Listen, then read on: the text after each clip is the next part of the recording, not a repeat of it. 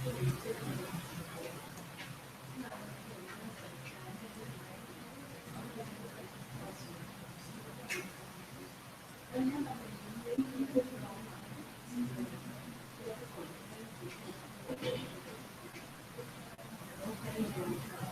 good afternoon all. Welcome you all to the class of analog circuits. So in the morning session, we have covered this low frequency response of a CS amplifier. So we have seen all the three frequency responses of the CS amplifier. That is the high frequency response, the low frequency response, and the mid frequency response. In mid frequency response, the gain is almost constant, whereas in low and high frequency, the gain gets attenuated, as we have seen. What is the reason? Also, we have seen the reasons. Now we will shift our focus to the last topic of the module 2, that is oscillators. The last topic of the module, that is oscillators. Clear? So what is the oscillators? From the name itself, it is clear that oscillators actually uh, in electrical circuits, oscillators are those kind of circuits which generate oscillation, which generates oscillation. Clear? So there are so many. For example, a sinusoidal wave or some sinusoidal input.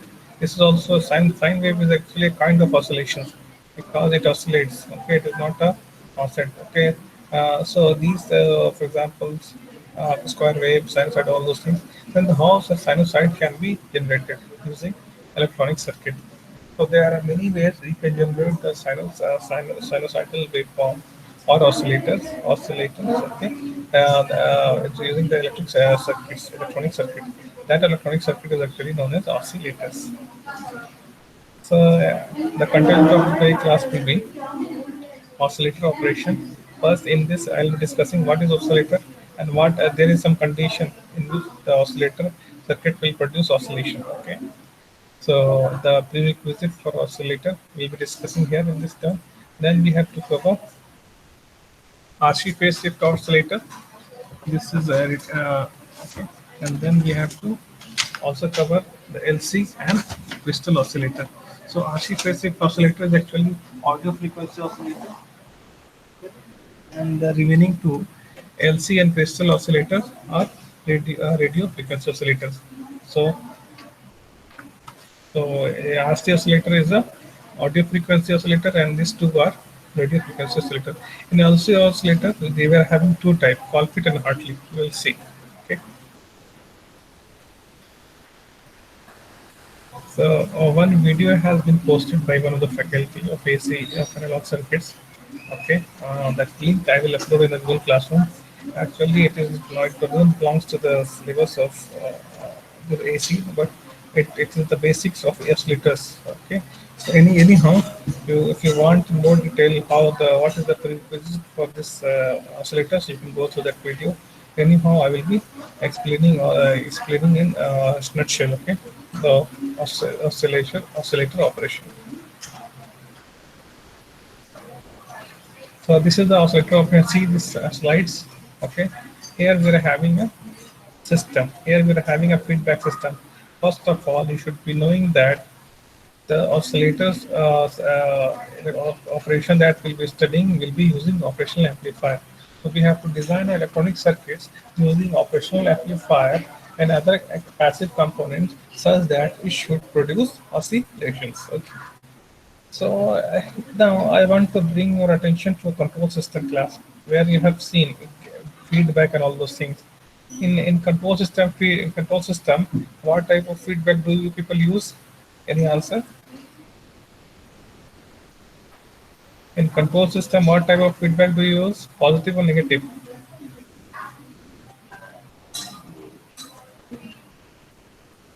Okay. So actually in control system, we use negative feedback system to increase stability. Okay. On contrast to that, oscillator use a positive feedback system. You can see oscillator uses positive feedback system. So for a positive feedback system, you know what is the transfer function? So for a negative feedback transfer function, for a negative feedback closed loop transfer function, for example, consider this loop. Consider this loop.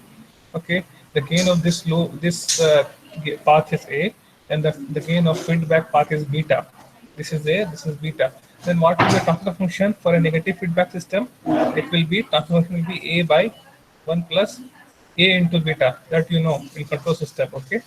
Now, if we have this feedback in the positive, okay, instead of negative, we are having a positive feedback. Then what change will be there in the transfer function? Transfer function, there will be change in the sign of this denominator. Okay, whether the transfer function will be AF is equal to A by 1 minus A into beta. It is the main difference. Okay.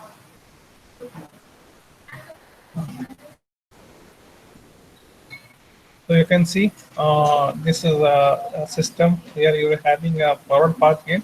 A forward path actually having a basic inverting amplifier, in which we are having a basic inverting amplifier.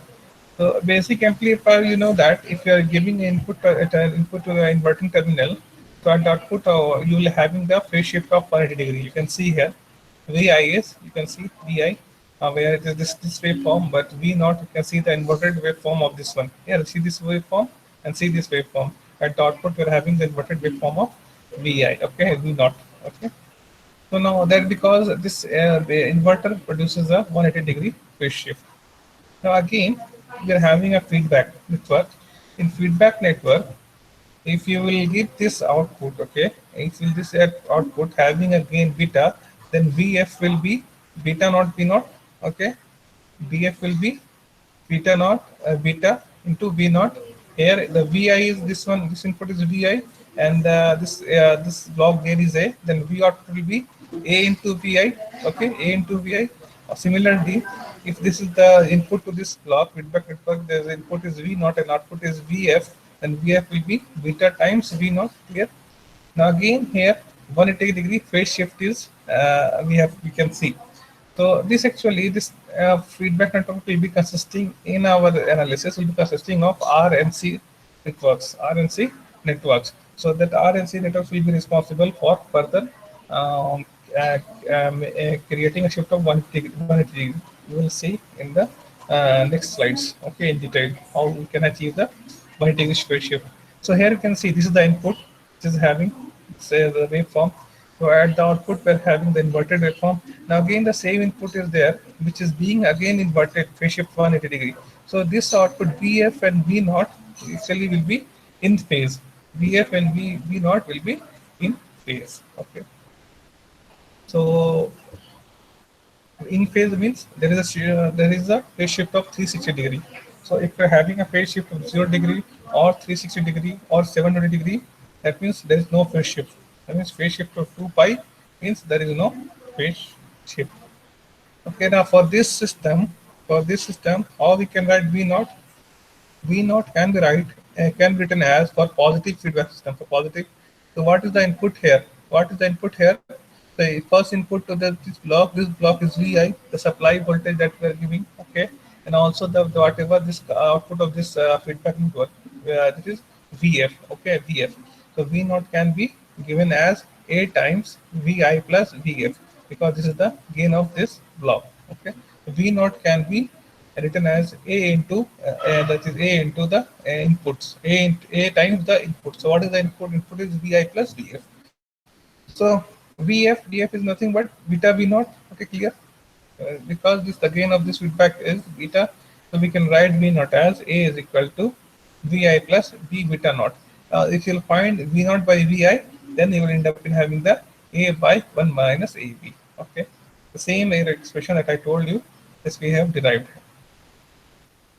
So remember, whenever this is actually this term A beta, this term A beta is known as the loop gain. A beta is known as loop gain. So theoretically, whenever you know that whenever A beta will be equal to 1 in control system, you know that whenever A beta will be equal to 1, you will have sustained oscillations. You will have sustained oscillation. Okay. So you should so how can we achieve so either by making A is equal to 1 also and B is, beta is equal to 1. Okay, so that criteria is called Barkhausen criteria. Okay, so for if you consider a positive feedback system and you satisfy the Barkhausen criteria, that is the loop gain is unity. That means the product of A into beta is unity. Then you will have a phase shift of 360 degree and phase shift of 360 degree, and there will be oscillations. Okay, there will be a sustained oscillation. Yeah.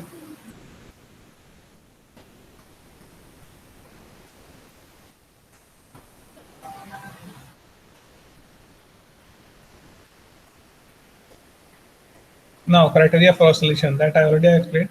This is the criteria of oscillation is given. So, if you're having a network of amplifier and passive elements, so there is some constraint, some condition is there. If they fulfill that condition, then only you can have a sustained oscillations. So, what those criteria? Let us see. So, a basic structure of a sinusoidal oscillator consists of an amplifier and a frequency selective network connected in positive feedback loop. So you can see here, all frequency selective network. What is this positive selective network? So actually, this frequency selective network is comprised of or is constituted of network of R and C. So the selection of the value of R and C will actually decide the frequency, output frequency of the oscillator. Okay, so oscillation will be there. So what will that frequency? That frequency will be decided by the frequency selective network, or that is the value of R and C. We'll be seeing in the next slides in detail. Okay. This is the simple block diagram representation of a positive feedback system, where in the forward path we are having the amplifier, and where in the negative feedback path we are having a frequency selective network, which is having gain beta. Here the amplifier gain is A. So literally here also the phase shift of 180 degree is produced, and after that also this will also produce a phase shift of 180 degree, and then there will be a phase shift of 360. That means zero, no phase shift will be there. The output will be in phase shift or in phase of input. Okay, the same. Then so AF is stand for X naught by Xi, output by input. So the output by input, and that is the expression for the output in transfer function. AFS is equal to X naught by Xi. So that is AS divided by 1 minus A into beta S, AS into beta S, where LSAS beta is called the loop gain. So the condition for the feedback loop to provide sinusoidal oscillation of the frequency is that this loop, the value of this loop gain should be 1. Whenever you fulfill that condition, that the value of the AS into BS is 1, and also it is providing a phase shift of 180 degree in this network, then you will have a oscillation. So that is the criteria. That criteria actually known as Barkhausen criteria. So if you summarize in point wise, then how we can summarize? Let's see. So the Barkhausen criteria can be written as first one: at omega naught, the phase of the loop gain should be 0. The phase of the loop gain should be 0. That means there should the phase shift should be 0, 2 pi, 4, 2 pi, 4 pi, 6 pi, like that. Okay. And the second point is that omega naught, the magnitude of the loop gain should be unity. Here you can easily understand this diagram. So see, in the first case, you are having the oscillation which is decaying. See, A beta is greater than 1. If A beta is greater than 1, the magnitude of A beta is greater than 1, then that means if you consider this as a transfer function, that means the pole is on this side, right hand side. So as a result, it will be unstable. That is why if A beta, the loop gain is greater than 1, then there will be oscillation, but it will be in increasing oscillation. The increasing will be oscillation, and it will go beyond. Okay, when the total phase shift of the loop is 0 degree or 60 degree, and the A beta is greater than 1, then the output oscillates, but the oscillations are of growing type. So oscillation will be there, but it will be of growing type. The amplitude of the oscillation goes on increasing with time. So it will keep on increasing with time. So it is unstable. So theoretically, when you will have this condition, that is phase shift around the loop is 0 degree or 360 degree, and the loop gain is equal to 1, and the magnitude of loop gain is equal to 1, then you will have the sustained oscillation. Then in that case, you will have the sustained oscillations. Now, when the loop gain is less than 1, then you will have the decaying oscillations. Then that means it will die. So the thing is that we need a, so what is our actually objective? So we should design a circuit such that it should produce a constant magnitude and a fixed frequency. So for this one is selected, okay, and the magnitude of A beta is equal to 1, okay. This is a theoretical condition. We should have to have the perfect sustained oscillations, okay.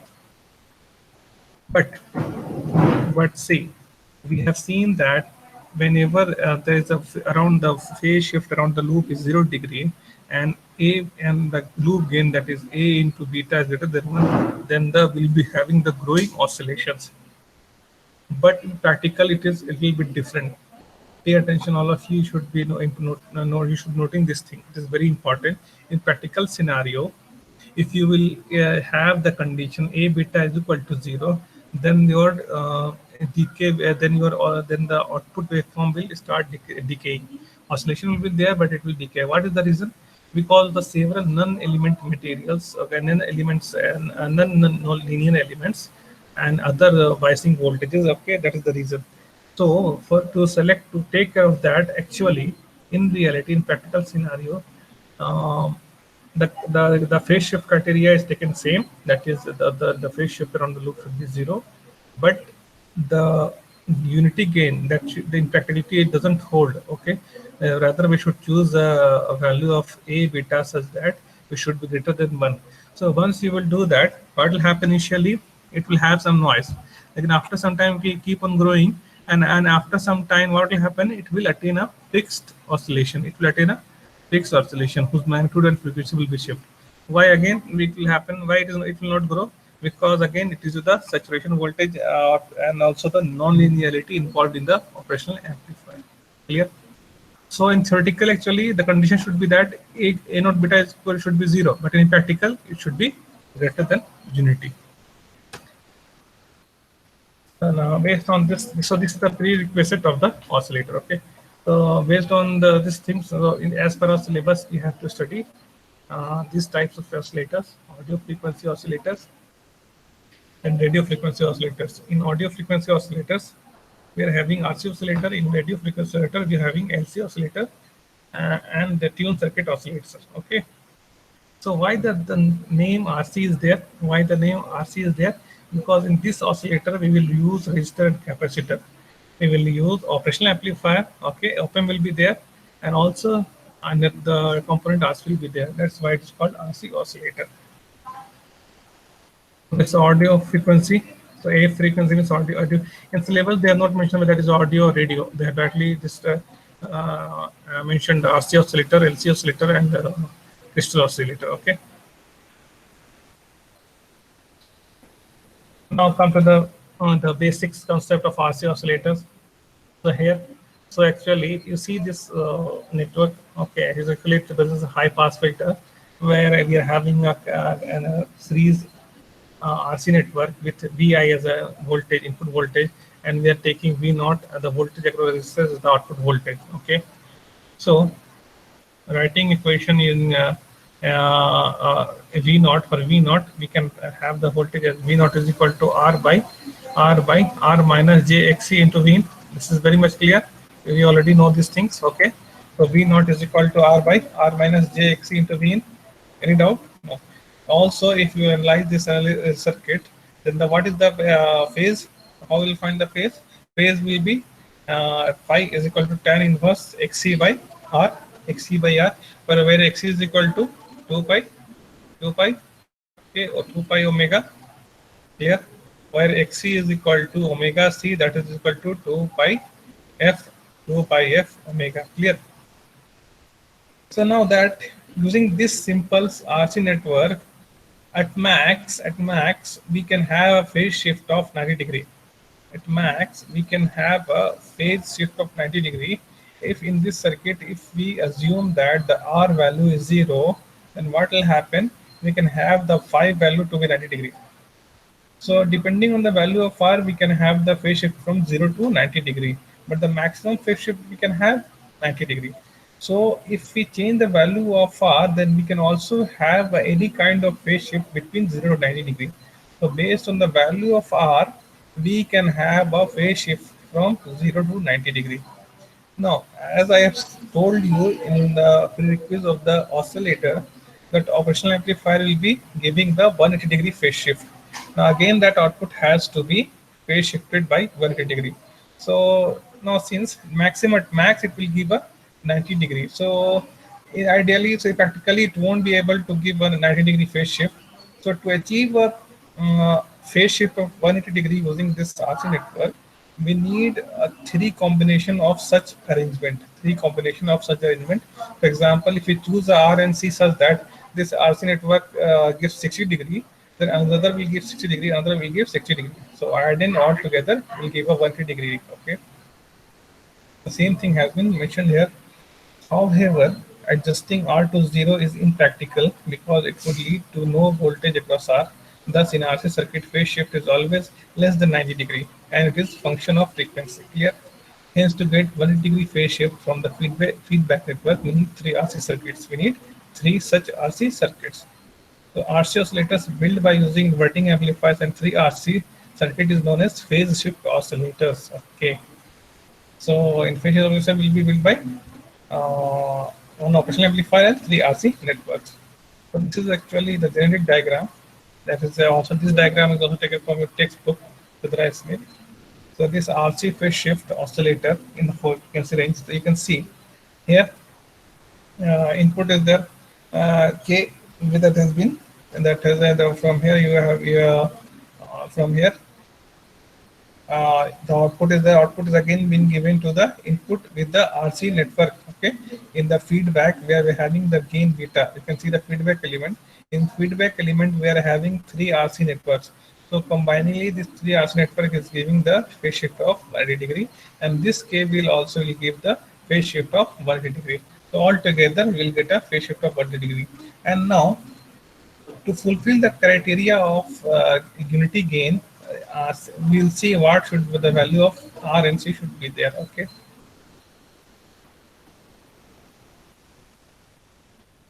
So now this is the FIT based, AFET based RC phase shift oscillator. So this is actually operational amplifier that I'm using. So that operational amplifier has been shown by using the AFET. So actually a field effect transistor in this mode is actually working as an amplifier. So we know that this amplifier, for this amplifier, this the GM is the transconductance, the RD is RD.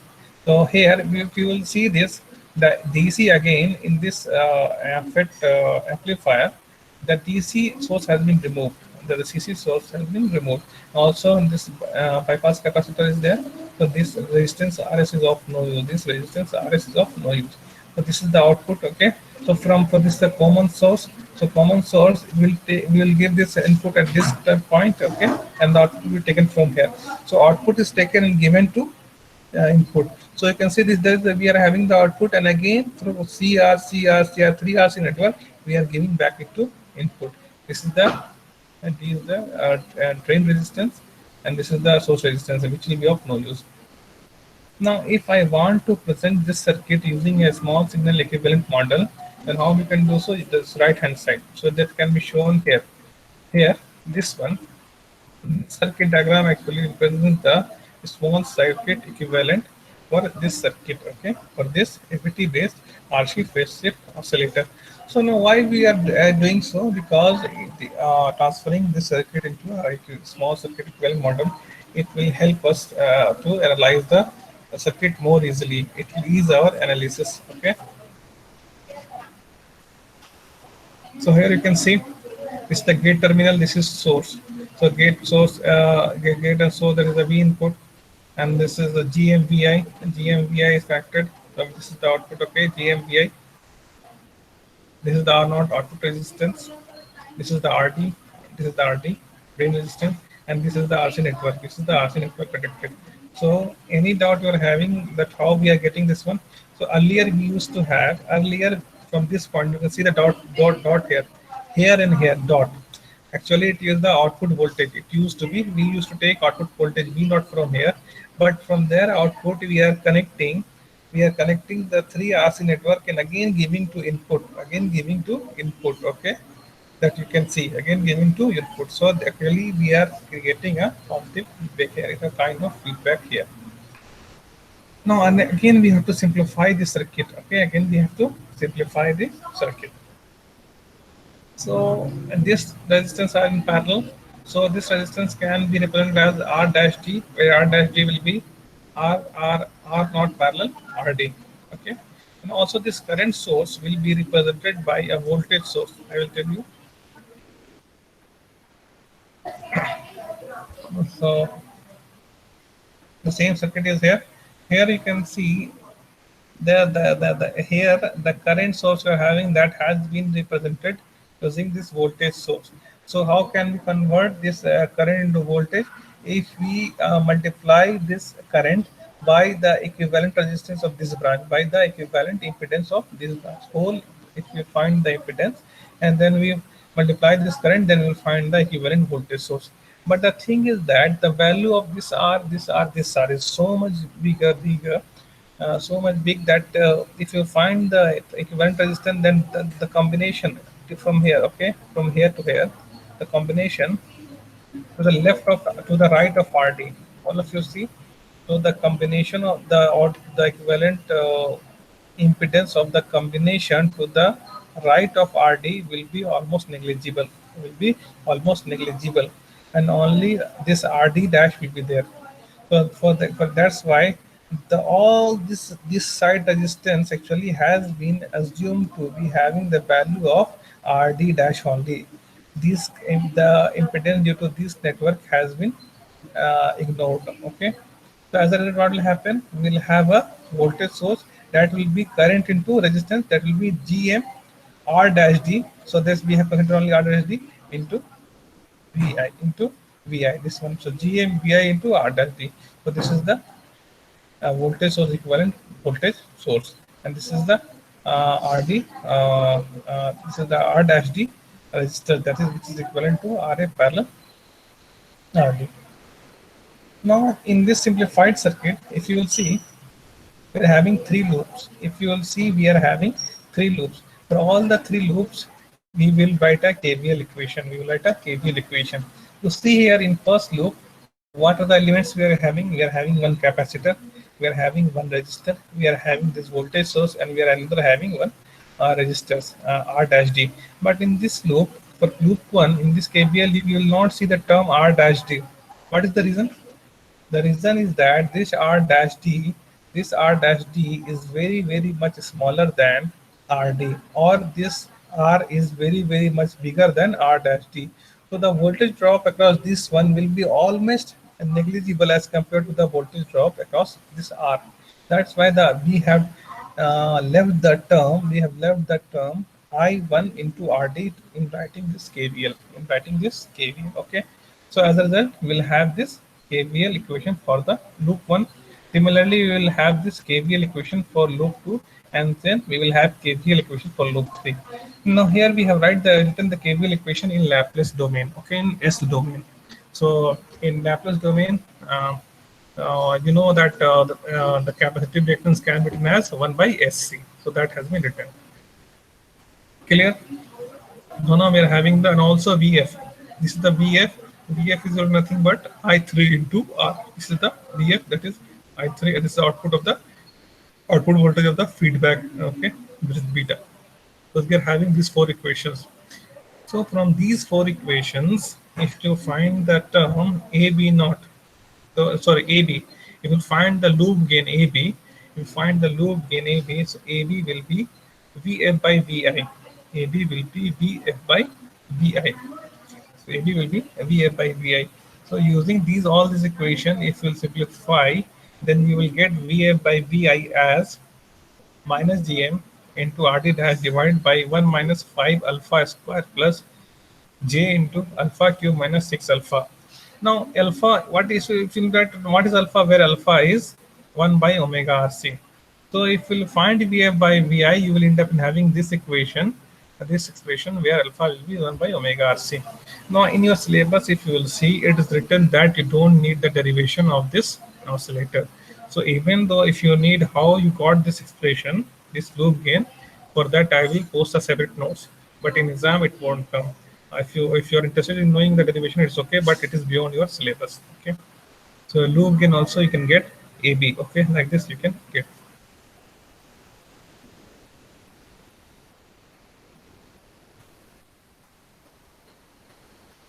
So we know that first thing, if you analyze the loop gain AB that is A beta, not AB, A beta is VF by VI. This is the expression you are having.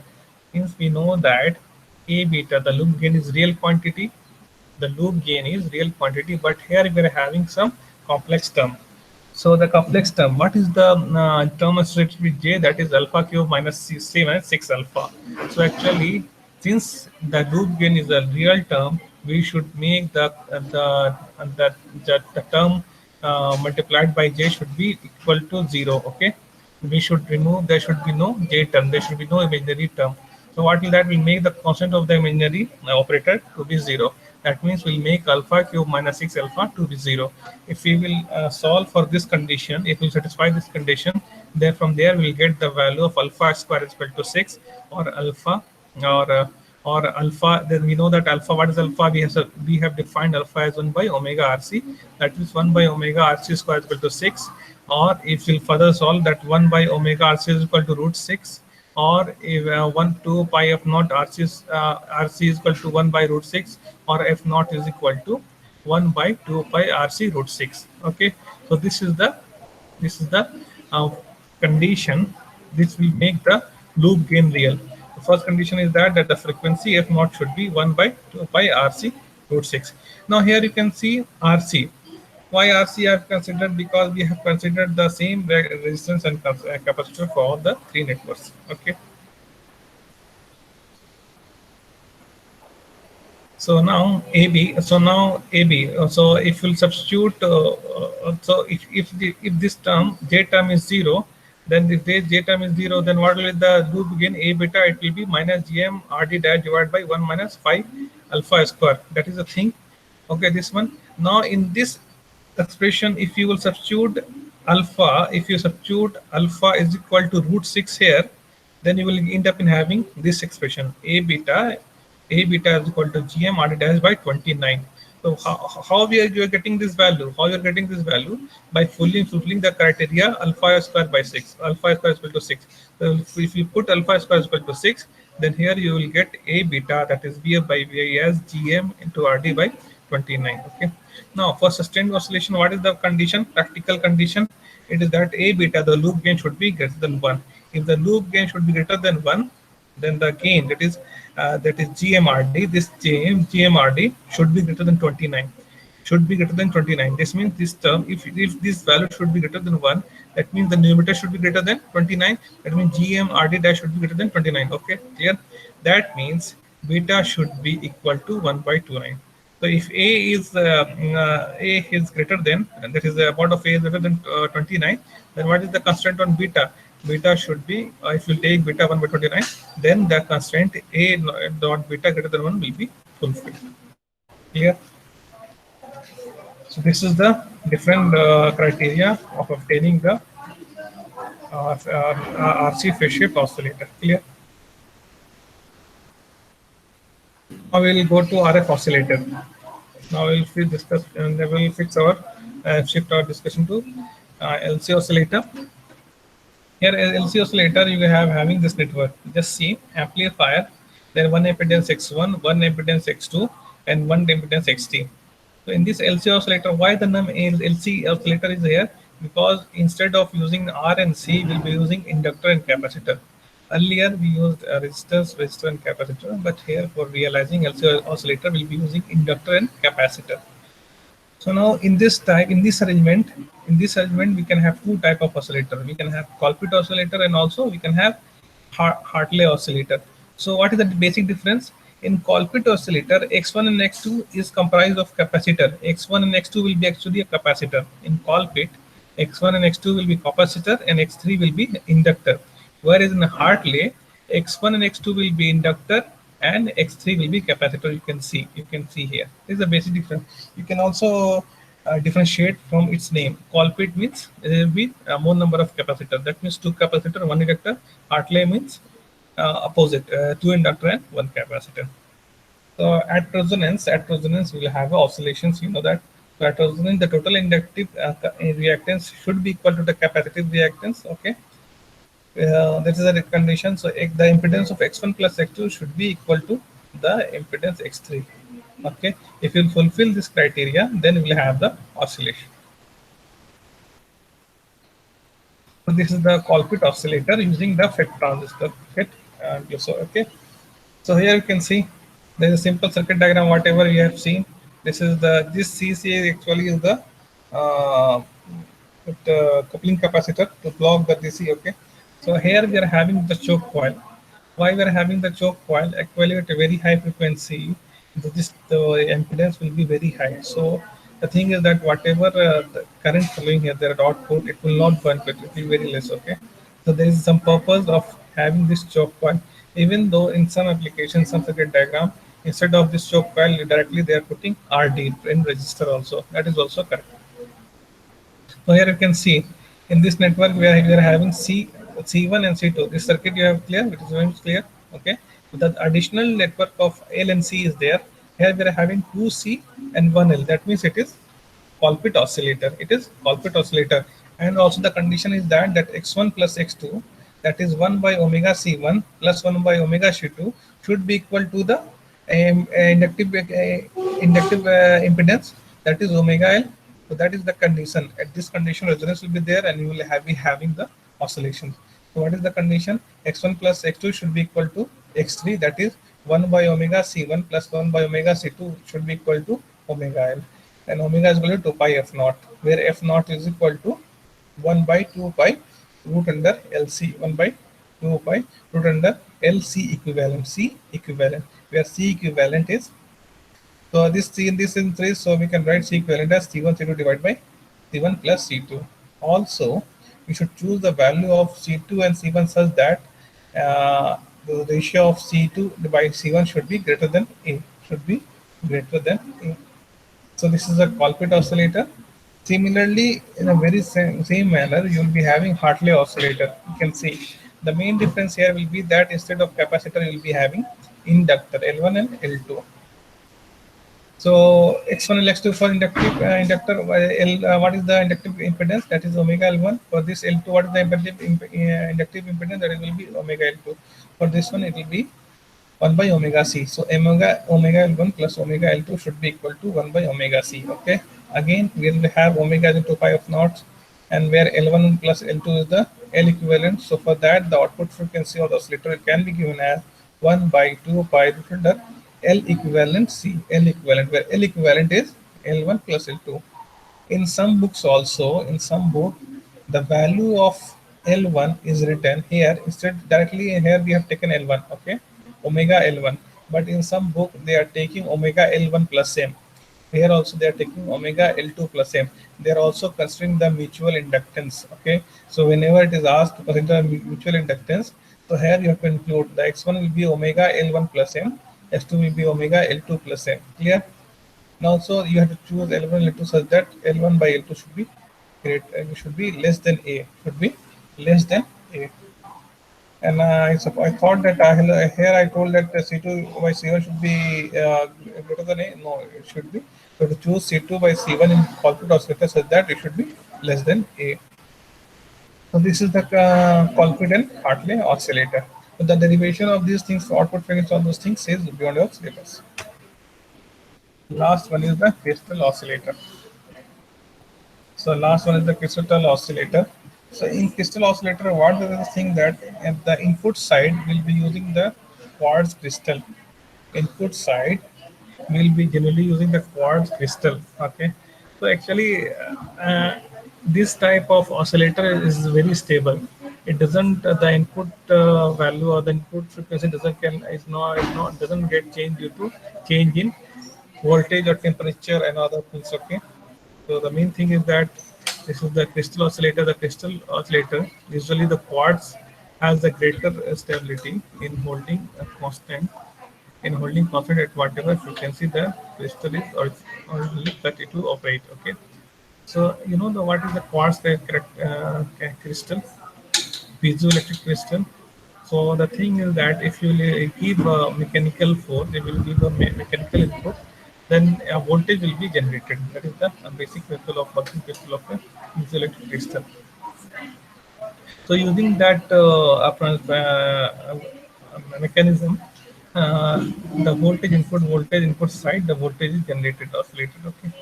So now this part is actually can be modeled as this equivalent circuit. Okay, this can be modeled as this equivalent circuit. You can see here. This is the circuit. Okay, so this crystal actually is can be modeled as the series combination of RS, LS, and CS.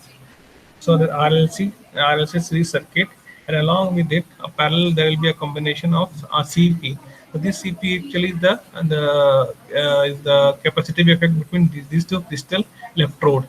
So this is a crystal, and actually at the outer surface of crystal, you will be having the electrode. From there, you will be making the connections, taking out the connections. So between the first, whatever the capacitance is there, that is represented by CP. So actually, this can be modeled using this circuit diagram. Now here in this circuit, how we can have resonance? Here we can have, if we will find this in this circuit, here we can have two type of resonance. That is series resonance and overall resonance. Okay. In series resonance, we know that in RLC series circuit, what is the condition for resonance? The condition for resonance means this branch, this network RLC here should be purely capacitive. That means the impedance of the inductor should be equal to the impedance of the capacitor. In that way, if it will fulfill, then it will be on this side, this will be in resonance. Now overall, if you consider the circuit, then when the impedance of this inductor is equal to the impedance of both the capacitor, then in that way we can tell that this the overall circuit will be resonance. That has been shown here.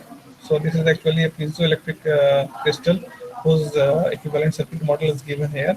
So here series resonance first has been considered. Here you can see. So in series resonance, if you consider this XCS is equal to XLS, that means the impedance of capacitance should be equal to the impedance of inductance. You will fulfill that.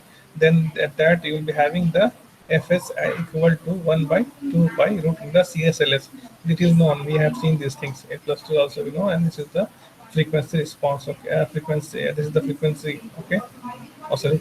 Now, if you will take the parallel resonance, overall resonance, that means the impedance of XCS, this one, and also the XCP, both the sum of the impedance of XCS and XCP should be equal to XLS. If you will fulfill that criteria, then it will be having the circuit will be in the overall circuit will be in parallel resonance. Okay, and if you will fulfill that constraint, then at that point of time you can find the value of FP. FP. So FS stands for series, FP stands for parallel. In that case, we will be having the frequency as 1 by 2 pi root into C equivalent LS, where C equivalent is CS into CP divided by CS plus CP. Okay, that is the C equivalent. Now, if you will theoretically, if you see, there will be no much difference between FS and FP. For example, here it is 1.8 megahertz, then FP will be around 1 by 1.79 or something like that. Okay, so basically, it will be both the frequency will be almost same. So this is the circuit diagram. Just see the circuit diagram. The first one where we are having a series resonance in which series resonance has been used. The other circuit diagram in which parallel resonance has been used. You can see. So at the input side, you calculate the piezoelectric effect, and then a CC as the coupling capacitor is there. Okay. Here we are having the connected the piezoelectric in parallel with RG. In parallel with RG, actually to have a parallel resonance. Okay. So basically, if you will refer to your syllabus, so refer to your syllabus. There they have not given written. You have to read this oscillator without any derivation. Without any derivation. Okay. So So I'll explain you further. In the meantime, okay, so many people have given attendance. So all of you can, who are 27 people are there. So in the meantime, you can, who are attending the class, they can write their roll number in the chat box. They can write their roll number in the chat box. They can write their roll number in the chat box. Those who are present here, those who are present here can write their roll number in the chat box.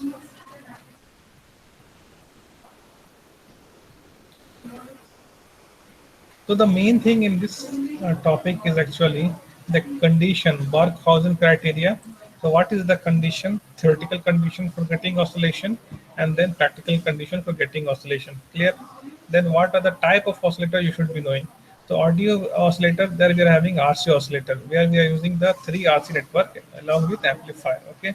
Then we are using radio frequency, we are having LC oscillator, LC. Okay. In LC we are having Hartley and Colpit. So in Colpit there is two capacitors and one inductor. Hartley we are having two inductor and one capacitor. Already we have seen here. Okay, we have seen, and then at the last we are having the crystal oscillator. So in the crystal oscillator, you should be knowing the model, how we can represent the crystal into this model, and how to analyze the circuit to have a resonance. That is the main thing. And at the last, you will be knowing the circuit diagram. So main thing is that you should be knowing the important among these oscillators are RC oscillator and LC oscillators. But from a stability point of view, this oscillator, crystal oscillator, is more better. Any doubt?